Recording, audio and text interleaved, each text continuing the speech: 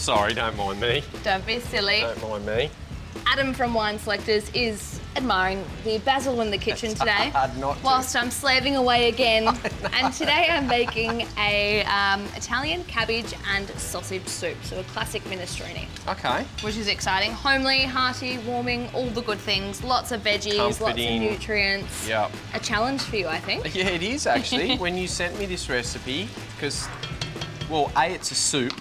Yeah. And I think soups are quite difficult for most people to match wine to. Yeah. And plus there's a lot going on. There's acidity from the tomatoes, there's, you know, sweetness from the carrots, there's earthy notes from the beans, we've got a protein we're working with, we've got pasta parmigiano, there's lots going on. Have I overdone it for No, you? I don't think so. You be the judge when I pour it for you. Okay. I've gone very South Australian centric with this. Love it, not gonna argue. Play with your parochial bone there. So I've got a Riesling from the Clare Valley, and then for the red, I've gone Montepulciano. Beautiful. So Italian variety. That's my kind of link to your Italian themed dish. Beautiful. I think probably the Montepulciano is going to be the better pairing. Yep. But for those of us who like to drink white wine, I think something that's fresh and crisp and light. Yeah, I think if you just remember those three key words and Fresh, apply crisp, that light. to Sauvignon Blanc, Pinot Grigio,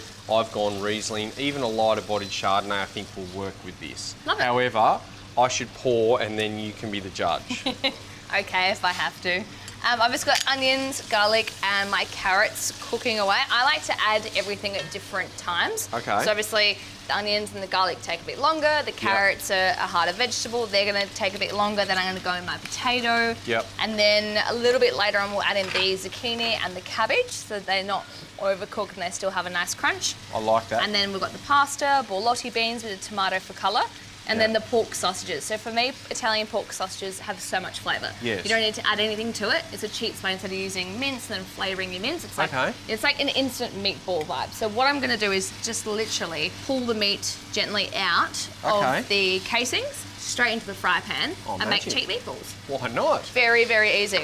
So I'm going to turn that one on as well. Because you've got spice-wise, what would you have, like a bit of fennel and things like that in these sausages? Yep, so fennel, bit of chilli, black pepper, bit of salt. Okay. So basically it's all the hard work is done for you. Well, Adam, there's a few steps to this recipe. There is. So I reckon we'll put some Italian music on, enjoy a glass of wine together and wait for the magic to happen. Why not?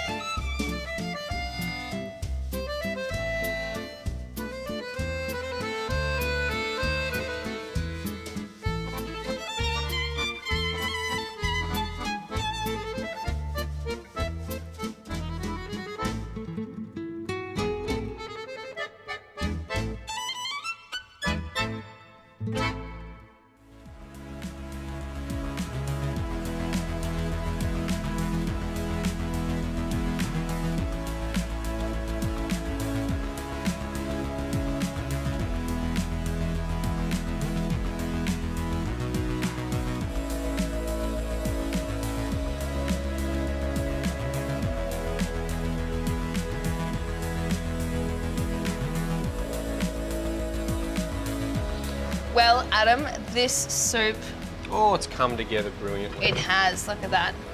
Perfect. All those beautiful veggies and that pasta. I'm going to serve you up a big bowl of the soup, but we haven't even spoken about the wine. We've been so distracted with all these vegetables.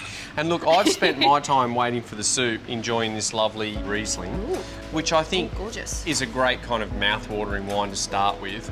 But I've got lost in that Riesling, haven't poured this Montepulciano, which I think I mentioned before. To me, I think this is going to be the wine out of the two that probably pairs better with this. Yeah. But it's nice to have something for the white wine drinkers out there. Exactly, and there's nothing wrong, as many of us do at home, you know, is having a little glass while we cook. I'm sure that's something that happens in your kitchen on a regular basis. So I'll pop that one there for you, Laura. But beautiful. Montepulciano, you'd be familiar with that variety. Love it. Given, you know, what gets served and the food you serve in your restaurants. To me, it's the most Australian like of the Italian varieties, and what I mean by that is that it's got lower tannin and lower acidity than say Sangiovese or Nebbiolo. So it's more like Shiraz or Cabernet that I guess are more well-known varieties. So there we go. I love it. You can be the judge though. I'm just going to put a bit of fresh basil on top and lots of cheese because everyone needs some Parmesan cheese in their lives. And it's simple, it's homely, it's hearty. I'll give you a spoon. It's going to be really hot, by the way, so... Just mind your tongue. Yeah, please do. That is for you. I'll dig into this. Yeah, have a go at that. Oh, it smells warming. It does. Yeah. I think you've nailed the pairing for this. There you go. Yeah, that's great. That is fabulous. Too. There's a lightness to that, but there's a depth of flavour. It's long. That is brilliant. I'm going to put that in my repertoire and shamelessly say that I'm just going to cook Laura's minestrone. What did you call it before? Tuscan or Italian cabbage and sausage soup. Perfect. You've got to do this one yourselves at home. Well, you can get the recipe and also the pairings, which is perfect. Yes. On the website. What the Wine Selectors subscription allow you to do is basically choose what varieties you would like to receive and how many of them. If you need any more information about the Wine Selectors subscription options, wineselectors.com.au is your place to go. Your place for all inspiration. Now, I think we should just go and get back stuck into this. So, I think so. Thank you. Enjoy.